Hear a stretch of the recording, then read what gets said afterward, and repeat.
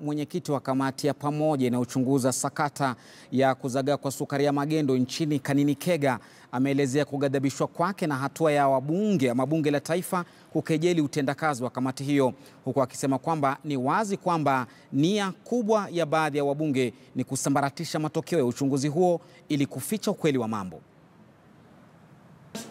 Within 10 days and you have a conclusive report, you can't have it unless you are being set for failure, which personally I read a lot, that we were actually set for failure, and then to be depicted as if we are incompetent, as if we are not capable of doing that, so that this whole question of sugar is suspended and nobody pursues this issue of sugar to the logical conclusion. There are some quarters who are pushing us to say that the CS Matiang'i lied to the country, but the CS came before us and he said very, very clearly that he was just putting a cautionary measure. There are forces left, right and center who want to scuttle our investigation because it touches on even some of, as I said, some of the members of parliament who could also be in this business.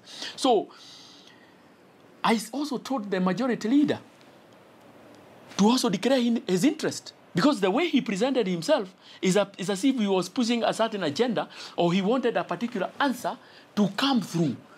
When the CS for Interior came before us, he alluded to us that this thing has even connection to money laundering. It has things to do with terrorism.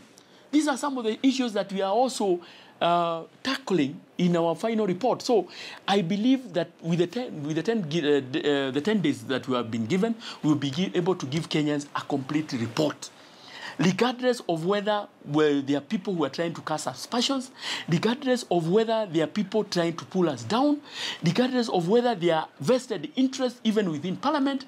I want to assure Kenyans that we will give a comprehensive report that Kenyans will know who is culpable, who imported sugar, with even the directors, who evaded tax, because even yesterday there were issues that we don't care whether people didn't pay tax or not.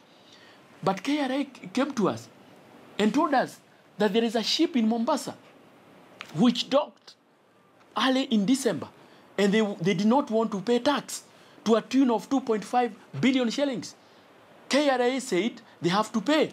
They went to court. Everybody knows at the moment, from the results that we have, that the sugar doesn't have mercury. So since the sugar doesn't have mercury, we now have to pursue the other criminalities, evasion of tax. And if there is any person who evaded tax, they have to pay for it. But you can't demonize us and say that our mandate was just about mercury, and now we don't concentrate on the issue of evasion of tax. And I challenge the majority leader again to declare his interest in this issue, because at the end of the day, we have to set the matter conclusively.